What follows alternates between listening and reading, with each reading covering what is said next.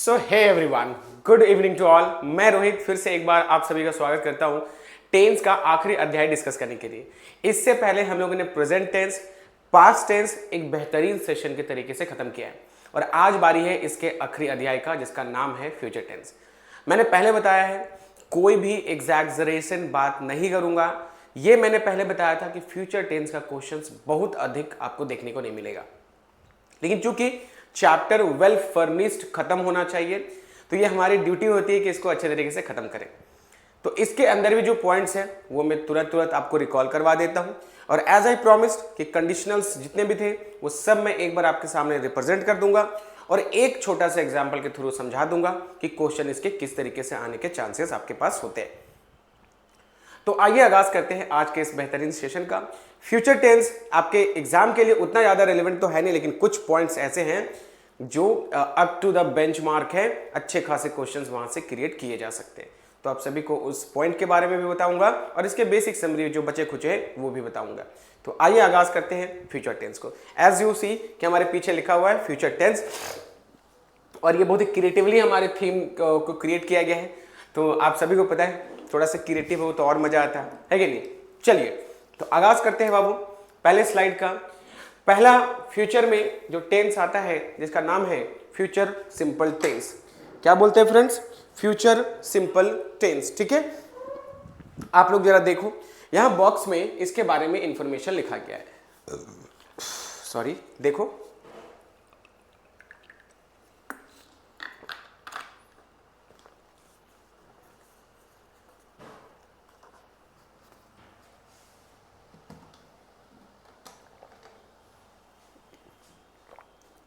चल, अगर देख ली हूं तो आइए मैं इसके बारे में अब थोड़ा सा डिटेल पे बातें करता हूं। देखो, मैं चाहता तो सारे टॉपिक के ऊपर एक लंबा सेशन लेकर के खत्म कर सकता था, लेकिन मैं फ्रैक्शन में वीडियोस इसलिए बना रहा हूं कि जब कभी भी मन करे सीधा उस पर्टिकुलर टॉपिक को खोलो और देख लेना। फ्यूचर में कुछ बहुत बड़ा रेलेवेंट पॉइंट है नहीं, इसे चारों फ्यूचर का जो टेंस है वो अभी बता दूंगा। बाकी पास्ट और प्रेजेंट के चारों मतलब 8 अलग अलग सेशंस में मैंने रिकॉर्ड करके आपको दिया है ताकि कोई भी पहलू ना छूटे, है कि नहीं। तो बहुत ही सिंपल लिखा हुआ है। क्या लिखा हुआ बाबू? कि future simple tense action happen in past. वो घटना जो भविष्य में हो, वो घटना जो कल के बाद, कल में हो, कल के बाद हो, उसको बोलेंगे फ्यूचर सिंपल टेंस। कोई बहुत बड़ा इसमें 30 मार खान वाला रूल्स नहीं है, एक आध पहलू है जिसके ऊपर हम लोग चर्चा करेंगे। इसमें एक पॉइंट जो आपको छूटता हुआ दिख रहा होगा, सर हम लोगों ने बचपन से पढ़ा है कि विल और शैल दोनों आता है, लेकिन आपने ये कौन सा तरीका दिखा दिया कि शैल का नाम ही नहीं है। बल्कि कई सारे ऐसे टीचर्स हैं जो शैल को लिख करके, बोल करके, अच्छे तरीके से एक्सप्लेन करके बताते हैं। तो फिर आपने क्यों नहीं लिखा? तो मेरे बातों को ध्यान से सुनना बच्चे। मॉडर्न इंग्लिश में शैल धीरे धीरे ऑब्ड्यूरेट हो चुका है। ऑब्ड्यूरेट का मतलब होता है कि प्रचलन में अब ये नहीं रहा। अब विल ही इतना वेटेज रखता है कि हर जगह पे यूज हो सकता है। तो ध्यान रखना, जब कभी भी यूज करोगे विल का, वो इतना ज्यादा कॉन्फिडेंटली करना कि शैल रियली में अब एग्जिस्ट नहीं करेगा कुछ दिनों में, इतना याद रखना। लेकिन अगर मन करे और एग्जाम में देखने को मिले तो सर क्या कंडीशंस होना चाहिए, तो इसके पहलू पे ध्यान दो कि अगर मैं शैल यूज भी करूंगा तो फर्स्ट पर्सन के साथ। फर्स्ट पर्सन क्या क्या होता है बच्चे? फर्स्ट पर्सन होता है आई, फर्स्ट पर्सन होता है we. Along with these two we can use what? Shall. इनके साथ हम लोग क्या यूज कर सकते हैं? शैल का यूज कर सकते हैं। आई थिंक बात आपको समझ में आ रही है, और अगर ये सारी बातें समझ में आ गई हैं तो इसमें से ये इसका स्ट्रक्चर है कि सब्जेक्ट के साथ आपको क्या यूज करना है? Will, V1 object. अच्छा सर, इसमें सिर्फ V1 ही आता है क्या? ये भी एक तरह का क्वेश्चन है। आंसर है यस, इसके साथ सिर्फ और सिर्फ आपको V1 ही यूज करना है। जैसे यहां लिख देता हूं, मॉडल वर्ब के साथ हमेशा आपको V1 ही यूज करना चाहिए। मॉडल वर्ब के साथ हमेशा V1 ही यूज करना चाहिए। तो बस इसमें कुछ और ज़्यादा नहीं है। कुछ ज़्यादा नहीं मतलब कुछ भी नहीं है। इसके जो रिलेटेड रूल्स थे वो हम लोग पहले ही पढ़ चुके हैं, लेकिन मैं दोहरा जरूर दूंगा एक बार, आइए मिलकर दोहराते हैं। इससे रिलेटेड हम लोगों ने रूल्स पढ़ा था फ्यूचर इमेजिनेशन में, जहां पर एक ही सेंटेंस में एक से ज़्यादा बार विल और शैल का प्रयोग नहीं किया जाता, लेकिन अगर एक से ज़्यादा बार प्रयोग किया जाए तो किसको हटाएंगे, ये भी एक तरह का क्वेश्चन था जो मैंने बताया था कि अगर विल और शैल किसी कंडीशनल वर्ड के साथ आ जाए तो विल और शैल को हटा देना और V1 और V5 का यूज करना। सर चलो उस चीज को दिखाई दो, अब दिखा देता हूं। यही तो मैंने पढ़ाया था ना, जिसका नाम था फ्यूचर इमेजिनेशन। ये था फॉर्मूला कि conditional words plus subject V1 V5 object, फिर सब्जेक्ट के साथ इधर माप फ्यूचर सिंपल लगाना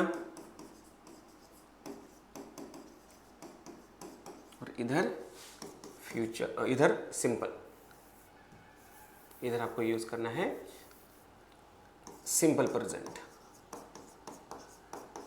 हालांकि बोलते वक्त आपको ऐसा लगेगा कि फ्यूचर ही पढ़ा रहे हैं, लेकिन नहीं, लिखते वक्त इसमें आपको एक तरफ प्रेजेंट सिंपल और एक तरफ फ्यूचर सिंपल रखना पड़ेगा। कहाँ हटाना है, तो कंडीशनल वर्ड्स। इन सारे शब्दों के साथ कभी भी विल और शैल का यूज नहीं करोगे।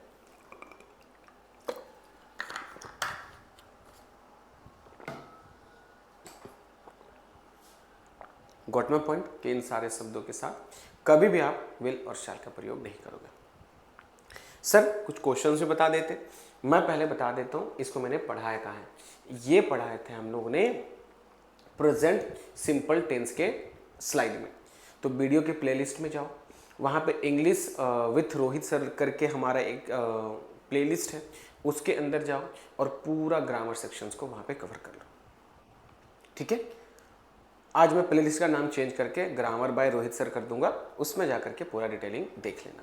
तो ये कंडीशनल वर्ड है। इन सारे शब्दों के साथ कभी भी अगर कहीं पर विल दिख जाए तो आपको सिंपली क्या करना है बाबू, रिमूव कर देना है। बात समझ में आ गया? चलो, तो ये भी मैंने पढ़ा दिया है। सर जरा एग्जाम्पल दिखा दो, तो मैंने 2 एग्जाम्पल रखा है, उस वक्त मैंने बहुत सारे एग्जाम्पल बताया था। आओ मिलके सॉल्व करते हैं। क्या लिखा बच्चे, unless I will work hard I will not succeed. जब तक मैं कड़ा मेहनत नहीं करूंगा मैं सक्सीड नहीं होऊंगा। तो बाबू यहाँ पे जो आंसर हो जाएगा वो इस तरीके से हो जाएगा कि unless I work hard I will not succeed, I will not succeed, this is the answer. Similarly by the time he will come I will go to the Bengaluru. अच्छा सर इसमें तो कंडीशन वर्ड नहीं है, condition generate हो रहा है by the time से। कभी कभी क्या होता है कंडीशन वर्ड्स नहीं होते, नहीं होता तो ढूंढना पड़ता है कंडीशन कहाँ जनरेट हो रहा है। सर ढूंढेंगे ये मुझे पता कैसे चलेगा? तो बच्चे देखो यहाँ पर भी विल लगा है, यहाँ पर भी विल लगा है, और मैंने बात क्या बताई थी कि जब कभी भी एक सेंटेंस में एक से ज़्यादा बार विल आ जाए तो उसमें से एक हटेगा एक रहेगा। अब हटेगा कौन? जो कंडीशन क्रिएट करेगा। तो कंडीशन बाय द टाइम कर रहा है कि जब तक वो आएगा मैं बेंगलुरु जा चुका हूँगा। तो यहाँ पे क्या करना है आपको, विल यहाँ से हटाना है। सही आंसर क्या हो जाएगा? सही आंसर हो जाएगा बच्चे, अच्छा सॉरी, यहाँ पे जो सही आंसर हो जाएगा वो आपका हो जाएगा बाय द टाइम ही कम्स। ठीक है, बाकी जो दिया है उसको छाप दो, I will go to Bengaluru. तो आई गेस समझ में आ गया होगा। ये बातें मैंने आपको डे 2 में शायद समझाई थी, डे 2 में मैंने समझाया था।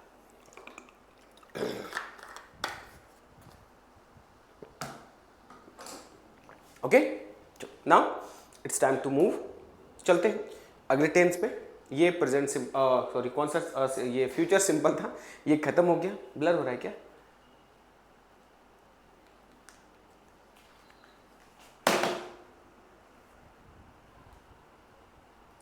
अब नहीं होगा, ठीक है। हाँ, अब है दूसरे टॉपिक को डिस्कस करने का, जिसका नाम है फ्यूचर कॉन्टिन्यूअस टेंस। इसका नाम है बच्चे फ्यूचर कॉन्टिन्यूअस टेंस। जैसे अभी हमारा काम जारी है तो इसको प्रेजेंट में कॉन्टिन्यूअस बोलेंगे, लेकिन फ्यूचर में भी ऐसे भी बोल सकते हो ना कि सर कल आप 1 घंटा पढ़ा रहे होंगे, मैं उस समय नाच रहा होऊंगा, मैं उस समय शादी कर रहा होऊंगा। आई मीन अलग अलग तरीके के किस्म क्रिएट करते हैं हम लोग। तो वो जो फ्यूचर में जारी रहेगा ना, इसलिए इसको फ्यूचर कंटिन्यूअस टेंस बोला जाता है। स्ट्रक्चर दिखा देता हूँ बाबू, स्ट्रक्चर क्या होता है। स्ट्रक्चर इसका होता है, इधर लिखा हुआ है कि सब्जेक्ट के साथ विल बी लगाना, बी4 लगाना, सब्जेक्ट के साथ will not be, B4, will बाहर, सब्जेक्ट बी, बी4। याद रखना बच्चे, ये नॉट को लेकर के एरर आता है। विल बी नॉट या will not be, will be not या विल नॉट बी, ये एक बहुत बड़ा पजल है। तो ध्यानपूर्वक इस चीज़ को समझिएगा कि नॉट का स्थान कहाँ होता है, और मैंने लिख दिया बाकायदा, तो समझिएगा। अब यहाँ पे कुछ क्वेश्चंस है, बस समझो। देखो, I will be marrying that time, उस समय तो मैं शादी कर रहा होऊंगा। फैंटेसी होता है ना कि उस समय मुझे शादी करना है, उस समय एक सोच होता है ना कि भाई 2050 तक मेरा शादी हो रहा होगा, मैं उस समय शादी 7 फेरे ले रहा होऊंगा। तो दैट व्हाट आई से कि कॉन्टिन्यूअस टेंस इन फ्यूचर, कोई भी एक्शन जो उस समय जारी रहेगा, फ्यूचर कॉन्टिन्यूअस टेंस बोलते हैं उसका। Now one more question we have, they will be completing their graduation, उस समय वो अपना ग्रेजुएशन कंप्लीट कर रहे होंगे, कर रहे होंगे। जब भी फ्यूचर में देखो, जब भी ट्रांसलेशन करते हो तो उस समय अगर कोई ऐसा वर्ड यूज करते हो जो फ्यूचर में कंटिन्यू रहेगा, तो विल बी का यूज करना, विल बी। तो जब कभी भी ऐसा सिनेरियोस क्रिएट हो, एक और मैं इंटेरोगेटिव बता देता हूं, will he be going Shimla, कि क्या वो उस समय शिमला जा रहा होगा, क्या वह इस समय शिमला जा रहा होगा। तो ये जो हिंदी है थोड़ा प्यारा भाषा है, हम लोग के दिमाग से तो निकलता नहीं है, लेकिन यूज़ किया करो, ठीक है। तो ये मेरे पास फ्यूचर कॉन्टिन्यूअस टेंस है। बस आपके पास क्या है, ये स्ट्रक्चर है, ये कुछ एग्जांपल्स है, दैट्स इट, नथिंग मोर, कुछ नहीं पढ़ना है इसमें। ये रहा अगला स्लाइड। देखो बाबू क्या है, फ्यूचर परफेक्ट टेंस, और आपका ये तीसरा पड़ाव था, ठीक है। और ये बीच में जो ट्रायंगल है इग्नोर करोगे इसको, क्योंकि ये तीसरा स्लाइड था। मैंने सोचा ये 3 स्लाइड का नाम रखूंगा, बट नहीं हो पाया, तो अभी आप इग्नोर करो इसको बच्चे। By 8 o'clock tomorrow I will have taken off for Japan. जैसे फ्यूचर परफेक्ट टेंस का मतलब होता है बच्चे कि उस समय मैं ये काम खत्म कर चुका हूंगा, उस समय मैं ये काम खत्म कर चुका हूंगा, मतलब एक्शन विल बी फिनिश्ड। इस चीज को याद रखना। तो देखो यहां पे क्या लिखा हुआ है, will have V3, will not, not का स्थान देखो, विल के बाद हैव के नॉट, और यहां पे ये स्ट्रक्चर। कुछ एग्जांपल्स दिखा मैंने कि by 8 o'clock tomorrow I will have taken off for Japan, कल 8 बजे तक मैं जापान जा चुका होऊंगा। यार कितना भयानक बोल रहा हूं ना, हिंदी मतलब 4-5 और बोलूं तो मेरा टंग ही अंदर चला जाए। ऐसे ये सब नॉस्टैल्जिक वर्ड है, जब भी बोलता ना मुझे फ्यूचर की वो बचपन की यादें आती है, जब टीचर ट्रांसलेशन सिखाता था, फास्ट एंड फ्यूरियस रेस चलता था उस वक्त। आई स्टिल रिमेंबर हमारे बैच में देयर वाज अ गर्ल, नाम तो मैं भूल रहा हूँ भाई, ममता आई गेस, मधु, क्या नाम था मैं भूल रहा हूँ भाई, 20-25 साल हो गए इस मैटर को। मतलब सोच लो क्लास 3 या 4 की बातें हैं, उस वक्त उसकी फ्रीक्वेंसी ऐसी थी कि सर सिर्फ ट्रांसलेशन जैसे एंड करते थे, सी स्टैंड लाइक सर हो गया। अब हम लोग आवर स्टूडेंट्स भी लाइक, यार मैंने तो हिंदी कंप्लीट ही नहीं करा है, ट्रांसलेशन बनाने की बात की दूर है, हम लोग अभी तक ट्रांसलेशन कंप्लीट ही नहीं किए थे, हिंदी में जो लिखना था वो लिख ही रहे थे। एंड सी वुड लाइक कि भाई लो, सर ने सर का एक अंतिम अक्षर जो होता है ना, लास्ट में वर्ड, वो खत्म हुआ, उठ गई। मैं बोलता हूँ यार ये क्या फीलिंग है। और एक हम लोग लास्ट तक लिख ही रहे होते थे, सबसे लास्ट जो होता था वो हम लोग कॉपी सबमिट करते थे। तो ये है वो matter. She will have learn Chinese before she moves to China. अब मैंने आफ्टर बिफोर का रूल तो आप सभी को पढ़ा रखा है कि आफ्टर के पहले ही परफेक्ट आएगा, आफ्टर के बाद हमेशा सिंपल आता है, आफ्टर के बाद हमेशा सिंपल आता है, और आफ्टर के पहले हमेशा परफेक्ट आता है। इस चीज को याद रखना। तो आफ्टर के पहले परफेक्ट होना चाहिए, देखो यहाँ पे परफेक्ट है हैव, और बाद में सिंपल होना चाहिए, देखो यहाँ पे क्या है सिंपल। ठीक है, देखो अगला क्वेश्चन है, the guest will not have arrived at the hotel, कि जो गेस्ट है वो अभी तक होटल, उस समय तक होटल नहीं भाई हिंदी छोड़ ही दो, मेरे मुंह से निकल ही नहीं रहा है। एक सिंपल स्टेटमेंट है जो मैंने आपको फॉर्मूला के साथ बताना चाहूँ। ये 3 एग्जाम्पल है, जस्ट राइट इट डाउन, ठीक है। हिंदी बोलना कभी कभी मेरे लिए असंभव सा सीन हो जाता है। वो इसलिए नहीं कि मेरा हिंदी खराब नहीं, मेरा हिंदी बहुत बढ़िया है। I got 80+ marks in my matriculation. उसके बाद तो हिंदी कभी पढ़ाई नहीं था क्या, आई डोंट नो, 12th में हो सकता है। तो एक्चुअली टच में इतना रह गया इंग्लिश का कि हिंदी धीरे धीरे छूटता चला गया। और लिखना तो अब बहुत ही दिक्कत हो गया कि पिछले 10 सालों से पढ़ा रहा हूँ, पढ़ा जब उधर 6 साल खुद का ग्रेजुएशन प्लस पोस्ट ग्रेजुएशन, तो चीज़ें भूल गई सारी। तो हिंदी को थोड़ा अपने तरफ से देख लेना आप लोग, ठीक है। चलो आ जाओ। तो ये रहा पास्ट फ्यूचर परफेक्ट टेंस। बारी है अंतिम टेंस की, जिसका नाम है फ्यूचर परफेक्ट कॉन्टिन्यूअस टेंस। हाँ, इसमें आपको कुछ सीखने को मिलेगा बच्चे, ये डेफिनेटली मैं आपसे प्रॉमिस करता हूँ कि इसमें आपको कुछ ना कुछ तो जरूर सीखोगे, वो भी थोड़ा सा इंपॉर्टेंट, जिससे क्वेश्चंस आते हैं एग्जाम में। तो वो मैं अभी आपको सिखाऊंगा। फिलहाल एक बार आप लोग देखो स्क्रीन पे क्या क्या लिखा हुआ है। ये अंतिम टेंस है, 12वां टेंस है ये।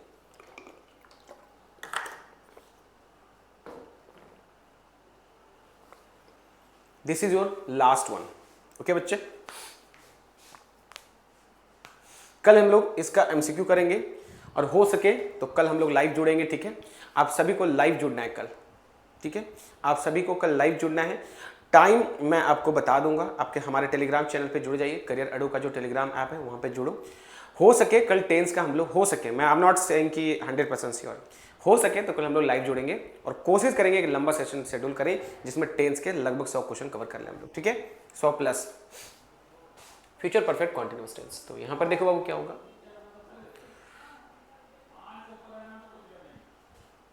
नो, तो ये है फ्यूचर परफेक्ट कॉन्टिन्यूअस टेंस, मतलब उस समय कोई काम एक लंबे समय से चल रहा होगा। An action which will be going on at the moment of future for a long time, कि भविष्य में कोई काम एक लंबे समय तक चलता रहेगा, वो भी एक समय के साथ, वो होगा future perfect continuous tense. Question इसका आता है, मैंने बोला था ना कुछ पॉइंट है जो बहुत मेमोरेबल है। तो एक तो मैंने बता दिया फ्यूचर सिंपल में, और एक यहाँ पे, बाकी बीच में जो था परफेक्ट और कॉन्टिन्यूअस उतना क्वेश्चन नहीं आता जितना इस पर्टिकुलर चैप्टर से आता है, पॉइंट से आता है future perfect continuous. Structure 1 to see, देखो। Subject will have been before object time words. Sir ये बातें तो कुछ जानी जानी पहचानी सुनी सुनी लग रही है, देखा देखा नहीं लग रहा, सुना सुना लग रहा है। आई देख भी लो, सुन भी लो, सब कुछ वही है जो मैंने पहले बताया था, लेकिन यहाँ पे कुछ है, अगर आपको याद है तो बताओ। रूल तो वही है, विल हैव बीन, फिर नॉट का प्लेसमेंट हैव के पहले, और इंटरोगेटिव्स तो आपको आना चाहिए इतना देरी में। बात इसमें जो है वो है time words. What about time words? तो सर पता तो है कि टाइम वर्ड सिंस होता है और टाइम वर्ड फॉर होता है, लेकिन नहीं। अगर आपको याद हो तो कल भी मैंने बताया था बच्चे कि दो किस्म के टाइम वर्ड्स होते हैं, एक फॉर और एक सिंस। लेकिन आपको बता दूं, फॉर का यूज प्रेजेंट, पास्ट और फ्यूचर हर जगह होता है, present, past, future. What about since? Present, past. Sir future कहां हो गया, घपला हो गया क्या, कहां गया फ्यूचर बताओ? तो फ्यूचर में सिंस का प्रयोग नहीं करना, बोलते होगे अलग बात है, लेकिन यूज नहीं करना चाहिए। आइए तीसरा सिखाता हूं, और जाकर के लेक्चर को एक बार जरूर सुनना। पहला लेक्चर मैंने बताया था, जब मैंने टाइम वर्ड्स के बारे में चर्चा की थी, उस वक्त मैंने बताया था कि बच्चे 3 अलग अलग किस्म के होते हैं आपके टाइम वर्ड्स, ठीक है। देखो तीसरा जो होता है दैट इज फ्रॉम, तीसरा जो होता है दैट इज फ्रॉम। और यहां पर इस चीज को याद रखना बाबू, फ्रॉम जो है ये लगता है फ्यूचर में, सिर्फ फ्यूचर टेंस में। अब जो बातें मैंने लिखी है, ये रहा complete chart about time words. About time words title लिख लो, ये कंप्लीट डिटेल्स है अबाउट टाइम वर्ड्स। इतना डिटेलिंग करके मैं बता रहा हूँ, नहीं लिखा हुआ मिलेगा आपको, बस फ्रैक्शन में कहीं ना कहीं लिखा हुआ है, असेंबल करके लिखा हुआ कहीं नहीं मिलेगा, निदर बुक नॉर ऑन यूट्यूब। ठीक है, फ्रैक्शन करके बता देता है, बट मैं कंपाइल करके बता रहा हूं।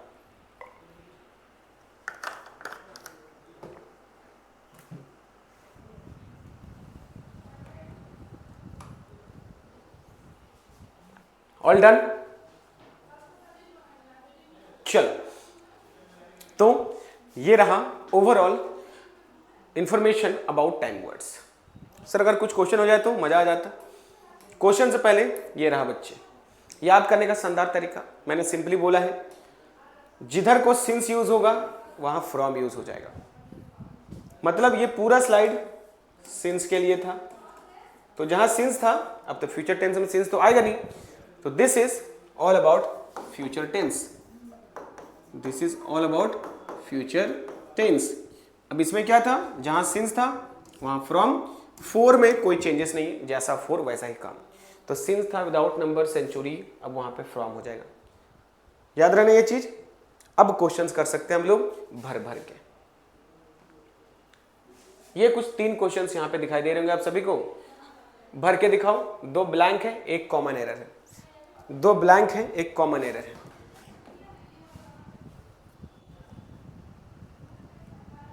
अच्छा, एरर नहीं है इसमें, सॉरी, एरर रखना था मुझे, लेकिन एरर नहीं रहा।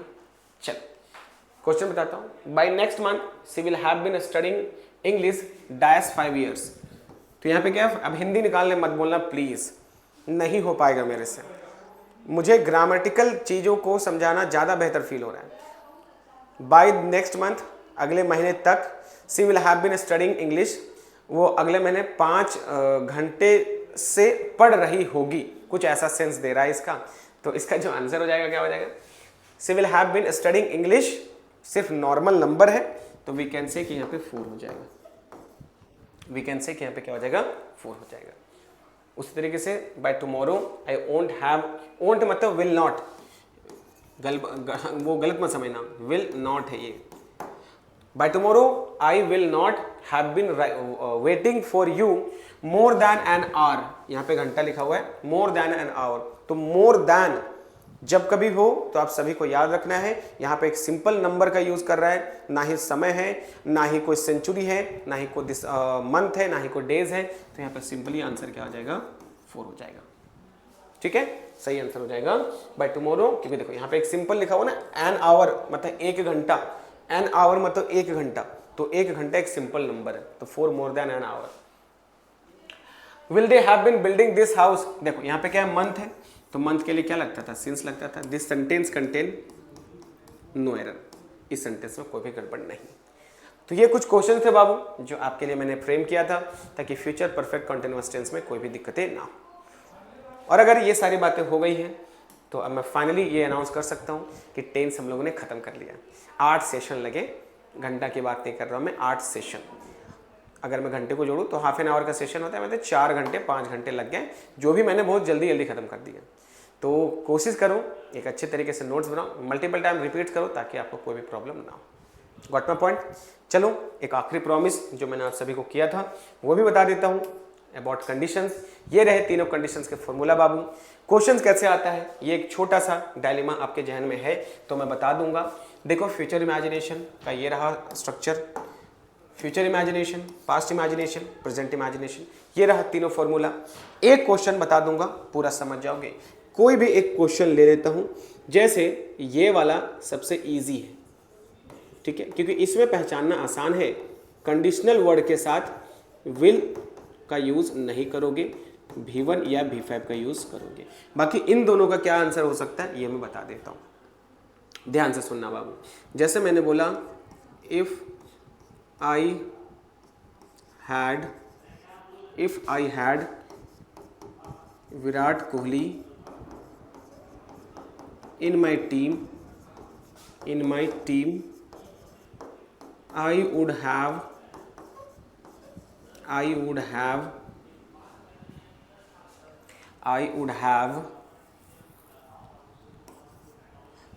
have won all the matches, ये कुछ question, I would have von all the matches.